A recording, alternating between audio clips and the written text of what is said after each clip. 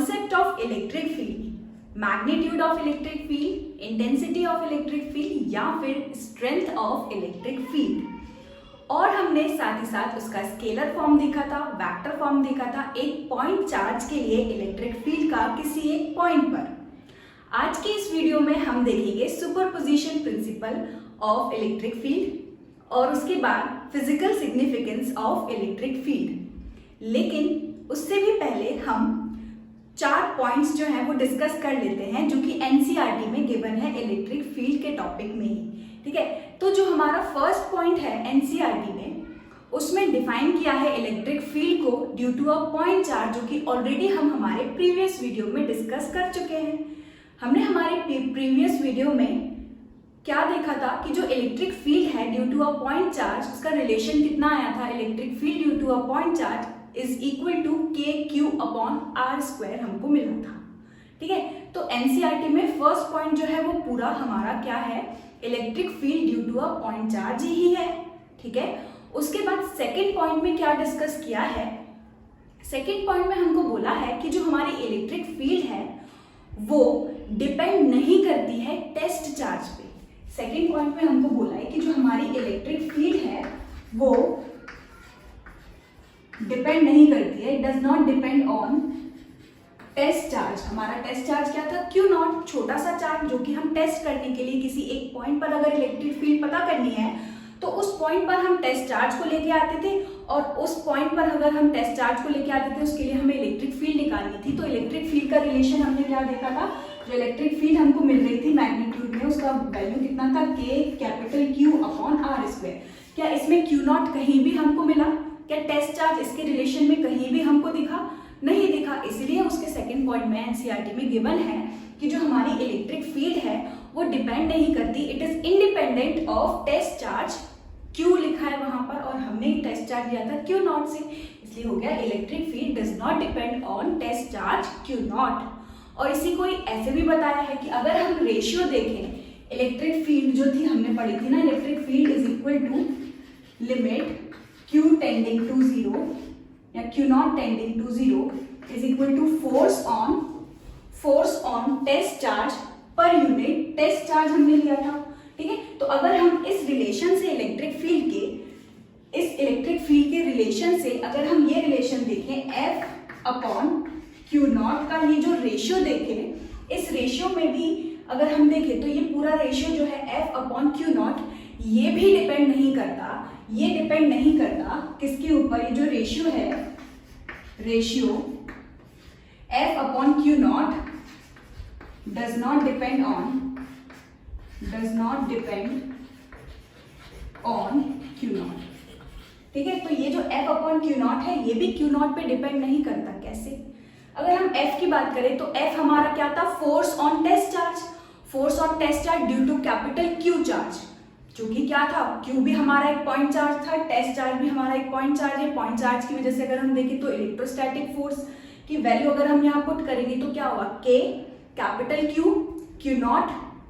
Q0 already present है और R², तो Q0 से Q0 कैंसिल हो जाएगा। अगर इस रेशियो में मैं फोर्स की वैल्यू को पुट करूं तो फोर्स जैसे ही मैं रखूंगी Q0 को Q0 से कैंसिल कर दूंगी, तो यानी कि इस रिलेशन को भी अगर हम सिर्फ देख लें तो ये रिलेशन ही डिपेंड नहीं करता किसके ऊपर, Q0 के ऊपर, है ना। तो अगर हमारा इलेक्ट्रिक फील्ड वाले रिलेशन में F/Q0 रेशियो जो है वो डिपेंड नहीं करता Q0 पे, इससे हमको ये पता चला कि हमारी इलेक्ट्रिक फील्ड भी डिपेंड नहीं करती है किस पर, हमारे टेस्ट चार्ज पर, जो कि है Q0।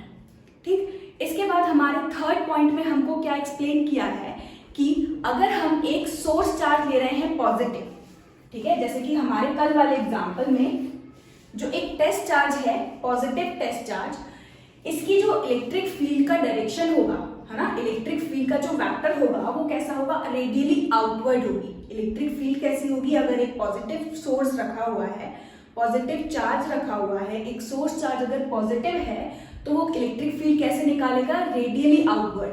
कैसे, अगर मुझे इस पॉइंट पर इलेक्ट्रिक फील्ड पता करना है इस प्लस Q चार्ज की वजह से, तो मैं क्या करूंगी, यहाँ पर टेस्ट चार्ज लेकर के आई प्लस Q0।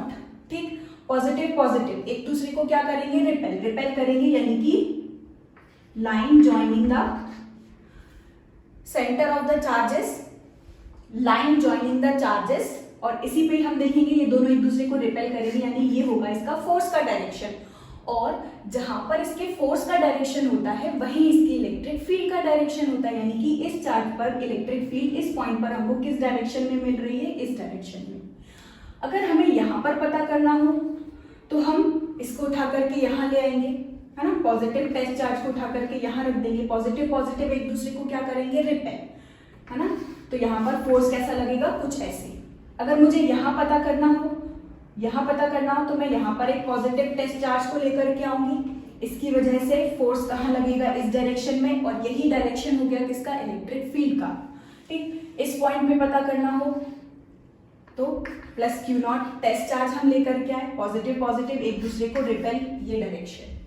इस पॉइंट पे लेके आए, प्लस क्यू नॉट हमारा टेस्ट चार्ज, पॉजिटिव पॉजिटिव एक दूसरे को रिपेल।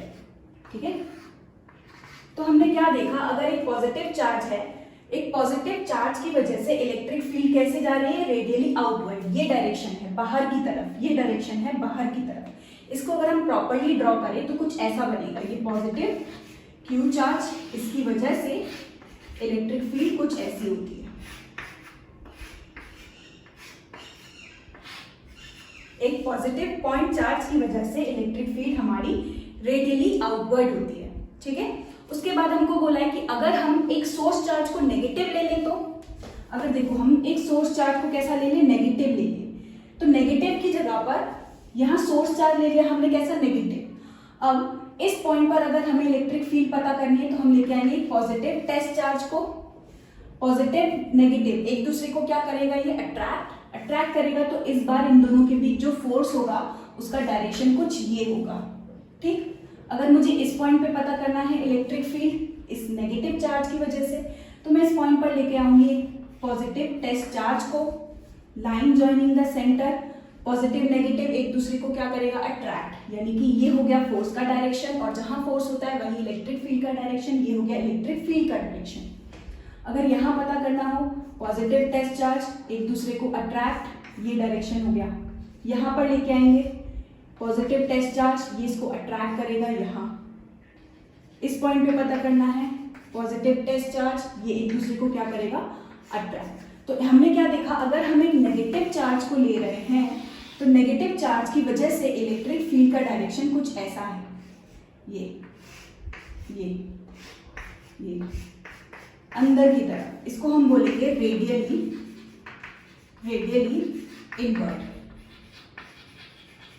एक नेगेटिव चार्ज के लिए इलेक्ट्रिक फील्ड कैसी होती है, रेडियली इनवर्ड, और एक पॉजिटिव चार्ज के लिए इलेक्ट्रिक फील्ड कैसी होती है, रेडियली आउटवर्ड। ठीक, यही गिवन था हमारे थर्ड पॉइंट में। उसके बाद है फोर्थ पॉइंट में हमको क्या बोला गया है कि जैसे कि हमारा इलेक्ट्रिक फील्ड जो है वो डिपेंड करता है किसके ऊपर, डिस्टेंस के ऊपर। KQ/r² हमने रिलेशन देखा था ना, एक पॉइंट चार्ज की वजह से हमारी जो इलेक्ट्रिक फील्ड होती थी वो क्या निकलती थी, KQ/r² निकलती थी, है ना, KQ/r²। तो अगर हम डिस्टेंस को क्या करते हैं, फिक्स करते हैं, जैसे कि मेरे पास यहाँ पर रखा हुआ है एक पॉजिटिव पॉइंट चार्ज। ठीक, इसकी वजह से यहाँ पर अगर ये डिस्टेंस r लिया है हमने, तो हर इस डिस्टेंस पर, ये डिस्टेंस अगर r लिया है तो यहाँ पर इस पॉइंट पर इलेक्ट्रिक फील्ड कितनी होगी, KQ/r²।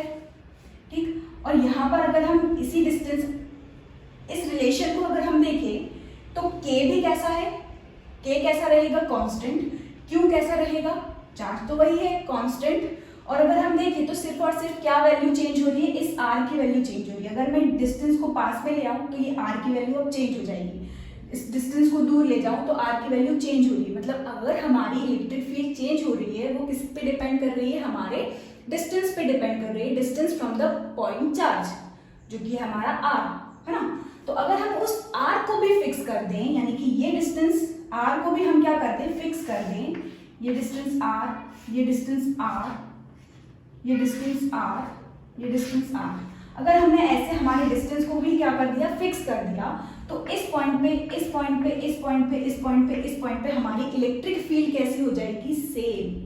क्यों, क्योंकि K की वैल्यू भी सेम है हर पॉइंट पे, Q की वैल्यू भी सेम हर पॉइंट पे, और जो R की वैल्यू है वो भी R की वैल्यू क्या हो गई, सेम हो गई, है ना। तो हमारी इलेक्ट्रिक फील्ड हर जगह हमको कितनी मिल रही है, KQ/R², KQ/R²।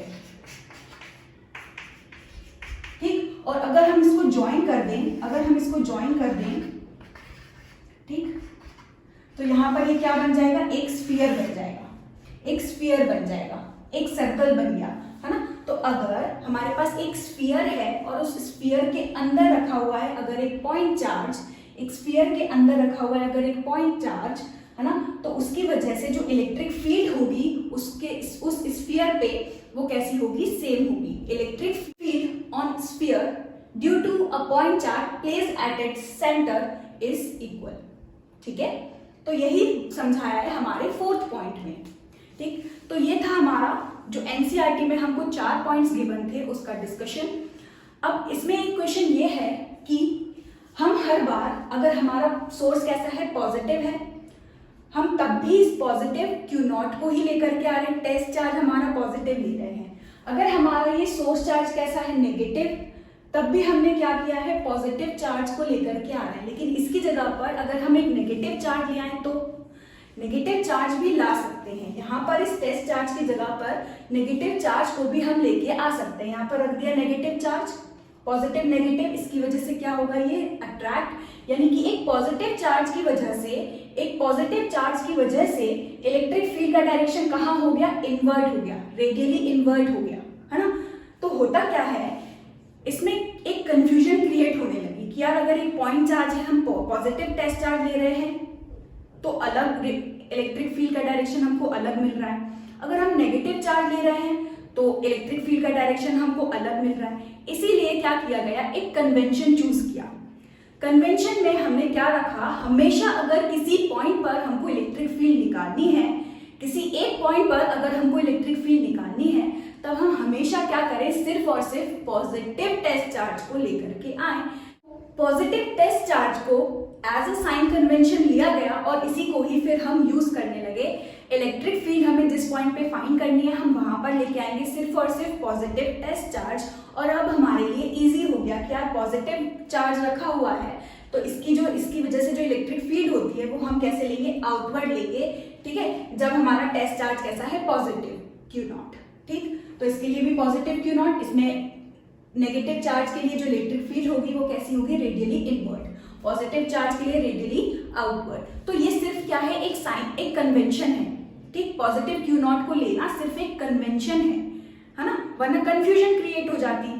ठीक है, तो अब हम डिस्कस करते हैं superposition principle of electric field या फिर electric field due to multiple charges.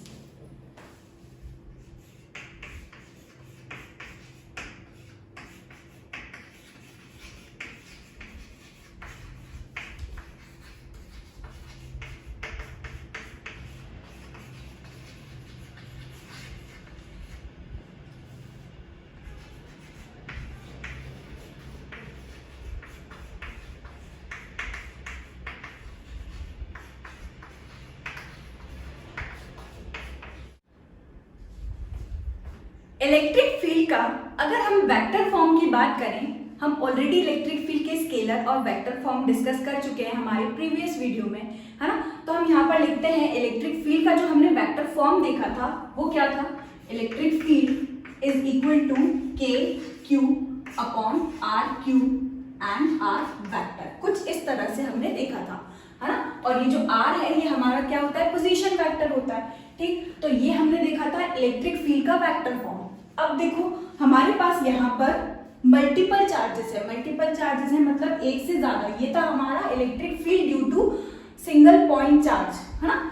अब यहाँ पर हम देखते हैं इस पॉइंट पर हमें निकालिए electric field due to multiple charges, है ना। इस पॉइंट को हम नाम दे देते हैं P। ठीक, इस P पॉइंट पर हमें मल्टीपल चार्जेस की वजह से इलेक्ट्रिक फील्ड निकालनी है। तो सपोज कर लेते हैं यहाँ पर रखा हुआ है एक पॉइंट चार्ज Q1, यहाँ रखा है एक पॉइंट चार्ज Q2, यहाँ रखा है एक पॉइंट चार्ज Q3 और यहाँ पर रखा है एक पॉइंट चार्ज Q4। ठीक है, अब जिस पॉइंट पर हमें इलेक्ट्रिक फील्ड पता करनी है वहां पर हम किसको लेके आते हैं, एक पॉजिटिव टेस्ट चार्ज को। ठीक, तो ये हो गया हमारा पॉजिटिव टेस्ट चार्ज यहाँ पर प्लस Q नॉट। अब अगर हम इलेक्ट्रिक फील्ड की बात करें तो Q1 की वजह से इलेक्ट्रिक फील्ड आ रही होगी P पे, Q3 की वजह से इलेक्ट्रिक फील्ड आ रही होगी P पे, Q2 की वजह से इलेक्ट्रिक फील्ड आ रही होगी P पॉइंट पे, और Q4 की वजह से इलेक्ट्रिक फील्ड आ रही होगी P पॉइंट पे। ठीक, तो अब हमें फाइंड करना है net electric field at point P due to charge Q1, Q2, Q3 and Q4। इन चारों चार्जेस की वजह से नेट इलेक्ट्रिक फील्ड हमको निकालनी है इस P पॉइंट पर। तो जिस पॉइंट पर हमें इलेक्ट्रिक फील्ड निकालनी है वहां पर हम लेके आए हैं एक यूनिट पॉजिटिव टेस्ट चार्ज को। अब अगर हम Q1 की बात करें, ये Q1, Q2, Q3, Q4 ये सारे ही चार्जेस कैसे हैं? पॉजिटिव चार्जेस हैं। ठीक, तो ये पॉजिटिव पॉजिटिव एक दूसरे को क्या करेंगे? रिपेल करेंगे। तो इसका डायरेक्शन कुछ ऐसा होगा, और जहां पर इसके फोर्स का डायरेक्शन है वही हमारी इलेक्ट्रिक फील्ड का डायरेक्शन है। तो इसको हम ले लेते हैं electric field due to charge Q1 at point P।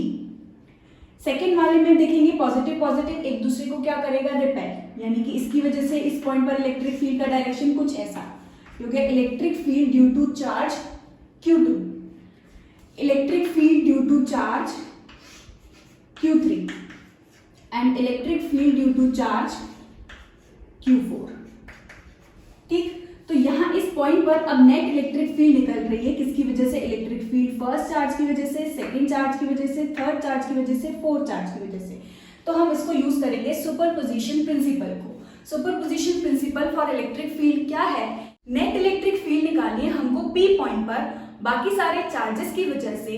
तो हम क्या करेंगे? वेक्टर सम करेंगे उस पॉइंट पे हर एक इंडिविजुअल चार्ज जो इलेक्ट्रिक फील्ड लगा रहा होगा उस इलेक्ट्रिक फील्ड का हमको क्या करना है? वेक्टर सम करना है, और उस पॉइंट पर हमको जो वेक्टर सम है वो क्या देगा? Net electric field due to multiple charges. जैसे कि मुझे इस पर नेट इलेक्ट्रिक फील्ड निकालना है तो मैं कैसे लिखूंगी? Net electric field is equal to at point P is equal to vector sum of electric field due to first charge, electric field due to second charge, electric field due to third charge and electric field due to fourth charge. और ऐसे ही अगर हमारे पास multiple charges हैं n तक तो हम इसको लिख सकते हैं अप टू En। ठीक, अब electric field due to first, second, third, fourth. यहाँ पर अगर हम देखें तो electric field due to first वाले की वजह से जो इलेक्ट्रिक फील्ड है हमें लिखना हो electric field due to first charge का वेक्टर फॉर्म। तो electric field due to first charge कैसे लिख सकते हैं? K Q अपॉन डिस्टेंस हमें चाहिए होगा किसके बीच में? फर्स्ट चार्ज और उस पॉइंट के बीच में। तो हम सपोज कर लेते हैं यहाँ से ये जो वेक्टर है, यहाँ से ये जो डिस्टेंस है, इस डिस्टेंस को हम ले लेते हैं क्या? R1, और इसी का अगर हमें यूनिट वेक्टर लिखना हो तो जो यूनिट वेक्टर होगा वो क्या हो जाएगा? R1 cap. ठीक है, इसका डायरेक्शन कुछ ऐसा। अगर हमें लिखना है डिस्टेंस Q2 का इस P पॉइंट तक, इस डिस्टेंस को हम नाम दे देते हैं R2, और इसका जो डायरेक्शन लेना है हमें यूनिट वेक्टर अगर हम ले R2 का तो ये हो जाएगा R2 कैप इस डायरेक्शन में। ठीक, इसी तरीके से हमारा हो जाएगा यहाँ पर ये डिस्टेंस R3 और इसका यूनिट वेक्टर R3 कैप। यहां से ये डिस्टेंस हो जाएगा R4 और ये डिस्टेंस हो जाएगा यूनिट वेक्टर, इसका वेक्टर यूनिट वेक्टर ले हम तो R4 कैप। ठीक, बस अब हमें ये वेक्टर फॉर्म यूज करना है इलेक्ट्रिक फील्ड का, और हर एक इलेक्ट्रिक फील्ड के लिए चार्ज की वजह से जो इलेक्ट्रिक फील्ड होगी उसको लिखना है हमें। तो K Q, फर्स्ट चार्ज क्या है हमारा? देखो Q1 डिवाइडेड बाय क्या लिखना है? R cube. यहां से लेके ये डिस्टेंस कितना है? R1, तो लिखेंगे R1 का क्यूब मल्टीप्लाई R वेक्टर। तो ये R वेक्टर है तो इसको हम क्या लिखेंगे? R1 vector. या फिर इसको हम ऐसे भी लिख सकते हैं, K Q upon R square R cap, जैसे कि एनसीईआरटी में गिवन है हम वैसे ही करते हैं। E vector is equal to K Q upon R square R cap. इस तरह से हम इसको लिख सकते हैं, तो ऐसे लिख लेते हैं। चलो इसको हम लिख लेंगे R1। ये क्या है? R1 distance from first charge to a point where we have to find the electric field. इन दोनों के बीच का डिस्टेंस R1 लिख लिया, R1 का स्क्वायर। ठीक है, फिर हम क्या लेते हैं? यहाँ पर यूनिट वेक्टर लेते हैं, यूनिट वेक्टर तो यूनिट वेक्टर हमारा क्या है r1 कैप, तो लिख दिया r1 कैप। ठीक, अब हमें लिखना है electric field due to second charge at point P। उसको कैसे लिखेंगे, सेकेंड चार्ज की वजह से इस P पॉइंट पर K चार्ज कितना है Q2 अपॉन डिस्टेंस कितना है r2 का स्क्वायर और यूनिट वेक्टर कितना है r2 कैप। इसी तरीके से हो जाएगा हमारा electric field due to third charge, fourth charge, ऐसे करते करते n चार्जेस की वजह से।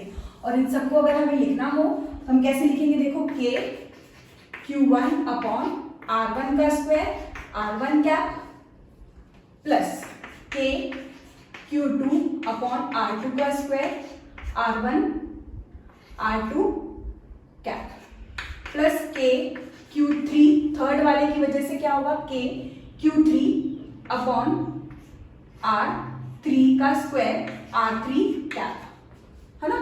और ऐसे करते करते n चार्जेस के लिए भी क्या हो जाएगा, n चार्जेस के लिए हम क्या लिख सकते हैं, देखो यहां लिख रही हूं मैं K Qn divided by Rn का स्क्वायर Rn कैप। ठीक, तो ये हो गई हमारी net electric field at point P due to n charges. अब इसको अगर हमें समेशन के फॉर्म में लिखना हो तो यहाँ पर देखो क्या सेम है, सब में K सेम है, तो K की वैल्यू हम क्या करेंगे, बाहर निकाल लेंगे। K को बाहर निकाला तो अंदर क्या बच गया, समेशन, है ना। इसकी वैल्यू कहाँ से कहाँ चल रही है, 1 से लेके n तक, तो हम लिखेंगे I is equal to 1 to n Q I upon क्या चेंज हो रहा है, 1 2 3 4 Q I, जो चीज चेंज होती है हम वहां पर उसकी वैल्यू पुट कर देते हैं, I लिख लेते हैं। जो चीज चेंज हो रही है वहां पर हम क्या लिख लेंगे, I लिख लेते हैं। तो Q1 Q2 Q3 तो QI हो जाएगा। और ऐसे ही यहाँ पर क्या है, R1 R2 R3, तो यहाँ पर हो जाएगा RI का स्क्वायर और ये RI का कैप। तो ये हो गई net electric field at point P। ठीक, अब इसको हम इस फॉर्म में भी लिख सकते थे, है ना। यहाँ पर बस क्या आ जाता, RI क्यूब और R वेक्टर I। ठीक, तो ये था सुपरपोजिशन प्रिंसिपल। अब इसका एक क्वेश्चन हम प्रैक्टिस कर लेते हैं और उसके बाद हम देखेंगे physical significance of electric field. Electric field due to multiple charges के क्वेश्चन एज इट इज है, जो कि हमने देखा था force due to multiple charges में। बस वहां पर हम फोर्स लेते थे, उसकी जगह पर हमें क्या लेना है, इलेक्ट्रिक फील्ड लेना है और इलेक्ट्रिक फील्ड का फॉर्मूला यूज करना है K Q upon R square. जैसे कि एक एग्जांपल मैं देती हूँ, एक क्वेश्चन है हमारे पास, ठीक, स्क्वायर है जिसकी साइड हम ले लेते हैं A और इसके वर्टेक्सेस पे हमारे पास चार्ज रखे हुए हैं। ठीक है, ये ले लेते हैं A B C और D। ठीक, और इसके वर्टिसेस पे यहाँ पर रखे हुए हैं पॉजिटिव चार्ज प्लस Q और प्लस Q। हमें निकालना है नेट इलेक्ट्रिक फील्ड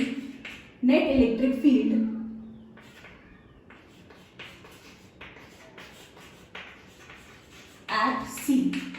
इस C पॉइंट पर हमको नेट इलेक्ट्रिक फील्ड निकालनी है, किस चार्ज की वजह से, A पर रखे हुए चार्ज की वजह से, B पर रखे हुए चार्ज की वजह से और D पे रखे हुए चार्ज की वजह से। तो हमारा फर्स्ट स्टेप क्या होता था, हम यूज करते थे सुपरपोजिशन प्रिंसिपल, है ना। सुपरपोजिशन प्रिंसिपल को अगर हम यूज करें तो superposition principle of electric field में हमने क्या देखा कि net electric field at a point due to multiple charges is equal to the vector sum of electric field of individual charges.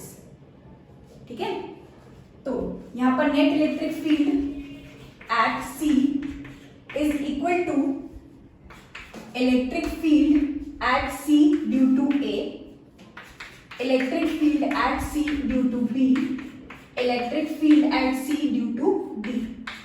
Same as it is है, बस वहां पर हम फोर्स यूज करते थे, यहाँ पर उसकी जगह पर हम इलेक्ट्रिक फील्ड को यूज करेंगे। तो अब अगर हम इसके मैग्नीट्यूड निकाल लें पहले, तो इलेक्ट्रिक फील्ड का मैग्नीट्यूड फॉर्मूला क्या होगा इस बार, K Q upon R square.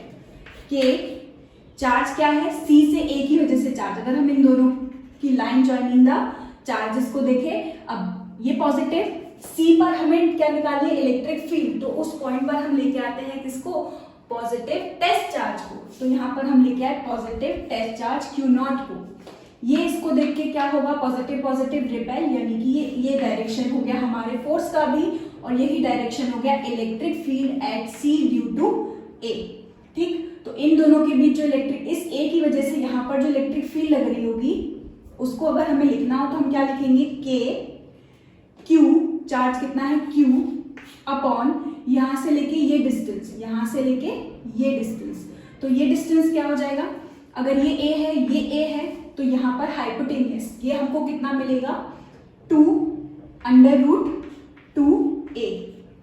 ठीक, A square plus A square कितना हो जाएगा 2A स्क्वायर, और फिर उसका रूट कर देंगे तो हमको कितना मिलेगा √2A। हाइपोटेनियस वाले फॉर्मूले से हमने हाइपोटेनियस जो है वो निकाल लिया। अब तो ये डिस्टेंस कितना है देखो, अंडर रूट 2A का होल स्क्वायर। ये इलेक्ट्रिक फील्ड मैग्नीट्यूड निकल गया किसकी वजह से, फर्स्ट चार्ज की वजह से। ऐसे ही अगर हम निकाले electric field at C due to B is equal to K, B पर चार्ज कितना रखा है वही प्लस Q, B पर चार्ज कितना रखा है प्लस Q अपॉन यहां से लेके इनके बीच डिस्टेंस कितना है A, तो लिख लिया A square. Electric field at C due to D is equal to K, charge कितना रखा हुआ है Q अपॉन इनके बीच का डिस्टेंस कितना है A स्क्वायर। अगर हम डायरेक्शन देखें तो B C पर फोर्स लगा रहा होगा, कहाँ, पॉजिटिव पॉजिटिव रिपेल होगा नीचे की तरफ। यही हो गया electric field at C due to B। ये चार्ज इस पर फोर्स लगा रहा होगा कुछ इस डायरेक्शन में, ये हो गया electric field at C due to D। अब बस हमें इन तीनों का ही क्या करना है, वेक्टर सम करना है। तो अगर हमारे पास 3 का वेक्टर सम हो तो हम क्या करते थे, पहले 2 को सॉल्व करते थे, फिर उसको हम उसका जो नेट आता था उसको हम तीसरे वाले से सॉल्व कर लेते थे। ठीक है, तो यहाँ पर भी हम क्या करेंगे, B और D वाले को एक साथ सॉल्व करेंगे। तो सबसे पहले हम निकाल रहे हैं net electric field at C है ना due to B and D का मैग्नीट्यूड। अगर हम पहले देखें तो मैग्नीट्यूड निकालने का फॉर्मूला अंडर रूट ऑफ, जैसे वेक्टर हम करते हैं sum, under root of A square plus B square plus 2AB cos theta. तो वही फॉर्मूला हम यहाँ यूज करेंगे, under root of A square, electric field A किसको मान लेते हैं देखो, electric field due to electric field at C due to B plus electric field at C due to D। तो A हमारा कौन हो गया, electric field at C due to B का मैग्नीट्यूड। तो मैग्नीट्यूड कितना है K Q upon A square. इसको हम मान लेते हैं E, इसको भी हम मान लेते हैं E, और ये हमारा कितना हो जाएगा, वो K Q upon 2A square, यानी कि हो जाएगा E/2। ठीक, तो इसकी जगह पर हम ले लेते हैं E का square, A square plus second हमारा क्या है, electric field at C due to D का मैग्नीट्यूड कितना है E, तो ये भी हो गया E का square plus 2AB cos theta. Theta की वैल्यू यानी कि हमें एंगल लिखना पड़ेगा किसके बीच में, फर्स्ट वेक्टर और ये सेकंड वेक्टर के बीच में। तो इन दोनों के बीच वेक्टर देखो, ये 90 डिग्री तो ये भी 90 डिग्री, तो थीटा की वैल्यू हमको कितनी मिली 90। तो यहाँ पर लिखा cos 90, और cos 90 कितना होता है 0। तो यहाँ से हमको कितना मिल जाएगा, under root of 2E square, यानी कि अंडर रूट 2E। ठीक है, अब इसके डायरेक्शन की अगर हम बात करें तो इसके डायरेक्शन हम निकालेंगे, बहुत बार निकाल चुके हैं। कितना आएगा, tan alpha is equal to, इसको सॉल्व करेंगे हम B sine theta upon A plus B cos theta लगा के, है ना। तो यहाँ पर हमको वैल्यू कितनी मिलेगी 1, और जो अल्फा है वो हमको कितना मिल जाएगा 45 डिग्री। इसको आप कैसे सॉल्व करोगे, tan alpha is equal to B sine theta upon A plus B cos theta, इस वाले फॉर्मूले से यूज इसको सॉल्व करेंगे। ठीक है, और B क्या है हमारा E, A क्या है हमारा E, और थीटा की वैल्यू कितनी है 90। तो हमको रिजल्ट क्या मिलेगा, tan alpha is equal to 1, यानी अल्फा इज इक्वल टू कितना मिल जाएगा 45 डिग्री। अल्फा क्या होता था, direction from the first vector, angle from the first vector. तो फर्स्ट वेक्टर हमने किसको माना है, इस वाले को। तो यहां से लेके ये एंगल कितना हो गया 45 डिग्री, मतलब ये। अब हमारे पास 2 वेक्टर बचे हैं, ये वाला वेक्टर हमारा है रिजल्टेंट, है ना, एट C, ये है हमारा resultant at C due to B and D, और एक और हमारा उसी डायरेक्शन में है, उसी डायरेक्शन में हमारा दूसरा vector electric field due to A at C, है ना, at C due to A. तो हमने देखा ये दोनों कैसे हैं, सेम डायरेक्शन में है। सेम डायरेक्शन में तो हम क्या करते थे, डायरेक्टली उनको ऐड कर देंगे। तो net electric field at C is equal to electric field at C due to A plus electric field at C due to electric field at C due to B and D. ठीक, और दोनों same direction में है तो इसको हम directly क्या कर सकते हैं, ऐड कर सकते हैं। तो यहां पर देखो a के लिए कितनी आई है, e/2, ये है a के लिए e/2, और इन दोनों का जो नेट है वो कितना आया, √2e। तो इसको लिख लिया प्लस √2e, और इसको बाहर निकाला। अगर हम e को यहां से बाहर निकालेंगे तो हमको कितना मिलेगा, 1/2 प्लस √2, और e हमारा कितना है, kq/a²। तो ये हो गया kq/a² हाफ प्लस √2। ठीक, अब इसमें √2 की वैल्यू रखकर हम एलसीएम लेके उसको सॉल्व भी कर सकते हैं। अब हम देखते हैं physical significance of electric field.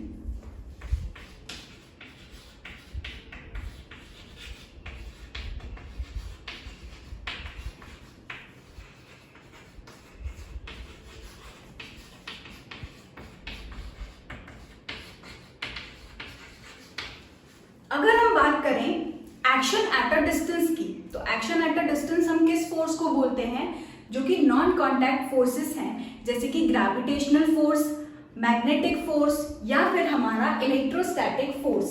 हमने स्टार्टिंग में क्या देखा था, जब हम कूलम्स लॉ डिस्कस कर रहे थे तो हमारे पास एक पॉजिटिव चार्ज है, दूसरा हमारे पास एक और पॉजिटिव चार्ज है ना। तो ये आर डिस्टेंस पर रखे हुए हैं, कुछ डिस्टेंस पे रखे हुए हैं, फिर भी इन पर फोर्स लग रहा है, एक्शन हो रहा है एट अ डिस्टेंस, है ना, एक फोर्स लग रहा है एट अ डिस्टेंस।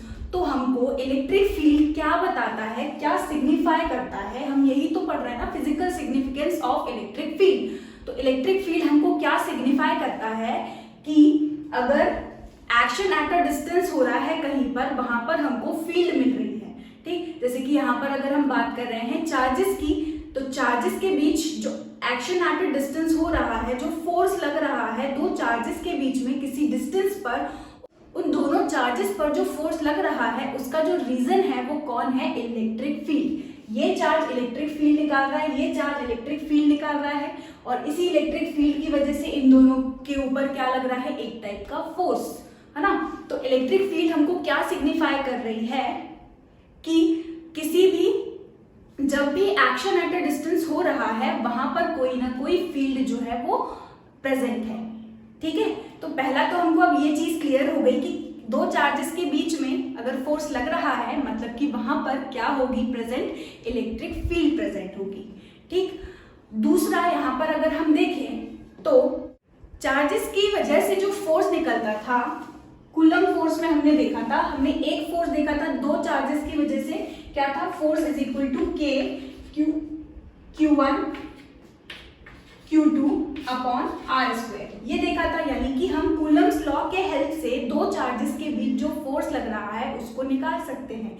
लेकिन अब अगर हमें इलेक्ट्रिक फील्ड पता है, तो अब अगर सिर्फ और सिर्फ हमें इलेक्ट्रिक फील्ड पता है और हमें चार्ज पता है, तब भी हम फोर्स निकाल सकते हैं। कैसे, अगर हमारे पास यहाँ पर प्रेजेंट है इलेक्ट्रिक फील्ड, ठीक है, यहाँ पर हमारे पास प्रेजेंट है इलेक्ट्रिक फील्ड, बहुत दूर से किसी चार्ज की वजह से इलेक्ट्रिक फील्ड हम तक यहाँ तक पहुंच रही है।